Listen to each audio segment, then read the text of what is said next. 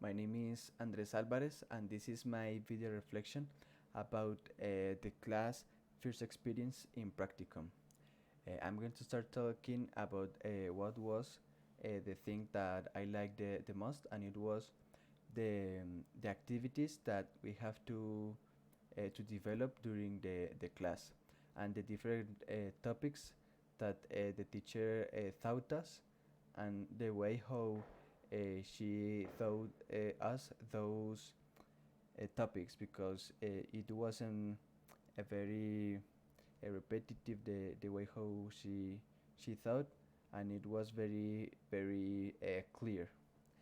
And now what did I find useful was all the methodologies and ways to and those tips that the teacher gave us to first to create our class, our lesson planning, all these things, and then the same tips and methods to teach it to develop during the class while we are already doing this exercise. Now, what is important for your professional development? I think it was important because in these kind of subjects as first experience, linguistics, those are the subjects that are very important for me, because I learn what we are going to do when we are teachers. I'm learning how to plan a class. I'm learning how to develop that class. I'm learning some aspect of how to treat the students, and I think those kind of things that we learn in these subjects are very useful in my career. Now, how did you feel when planning your lessons and your micro teaching? In my case, it is those are the activities that I like the most when I'm planning the activities, and when I am doing the micro teaching, because I think that I have uh, a creative way to develop them. So I like spending time on these kind of activities, like planning a class, and then develop the activities and all that I planned before. Did you have any difficulties? Which ones? I think that this class is very um, hard working, because we have many steps to develop in a good way the class. It's not only um, learning some topics or some methods, but we have to put those that knowledge in to work. We have to what we have learned. We have to make our own activities. We are not only we are not a passive learners. We become an active learners, and even we become teacher in this kind of class. So I think that that was the challenging in this class, that it was very demanding. And now, what do you consider are the most important aspects to bear in mind when planning your lesson? I think that the most important are two aspects. The first one is the context, and the second one could be the people that it is going to be teach the class, that we are going to teach the class. What do I refer with the context? We need to understand, for example, if our students have the level that they should have in that class that we are teaching, or if not, we have to take into account the previous activities that we have done before with them. We have to analyze how they react with our different activities, what we can identify that they like, what they don't like to do, and then when we have that context, we can work in who is the in the public that our lesson is made for.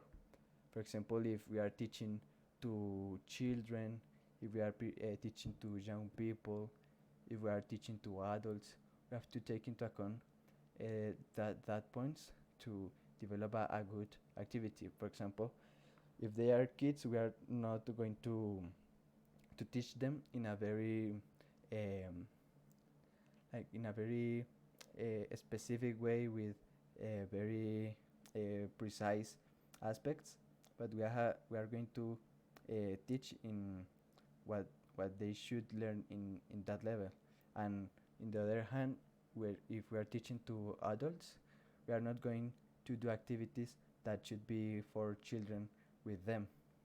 So that is important when we are planning our lesson. And now, what challenges may you face as an English teacher nowadays? I think that the English is becoming now with the technology and all the media that we can find is becoming a very is access to everyone. So we have to find the best way to use this technology and the web to develop our classes. Maybe nowadays there are, if we are, for example, if we are teaching in a school, we should take into account more activities that we which we didn't learn. For example, we shouldn't focus too much in the grammar how it was thought before, because nowadays we have a lot of videos that we can find easily, a lot of like activities, pages for creating games, interactive games, and for example with the dictionary that we used to do before of looking on a dictionary, and the translator nowadays is a big danger in, in the students, because that could make it a little controversial, because maybe that decrease their process while they are learning the language. So we have to find the way to develop a good class and use these kinds of methods to complement our classes. And finally, how could you overcome that kind of challenges? As I mentioned, we should take those challenges and make that those are in our part, in our team in some way. For example, with the translator, there are many activities or even online dictionaries that we can use and that don't make the work very easy for the students. And for example, with the online classes that maybe people will feel identified with this method that we have learned this all this year in the pandemic time, we should we should find the tools to develop our classes. For example, we should know how to create a good environment for them for learning, for develop the topics in not as I'm doing in this moment, just with the camera and talking like it was in the classroom, but more with slides that is a facility that we have with this media of talking with a camera while we are showing a screen, that it could be very difficult to do if we are in a classroom, because we have to present it in a TV or in a reflector, so that could be um, worse in these terms of presentation of a topic.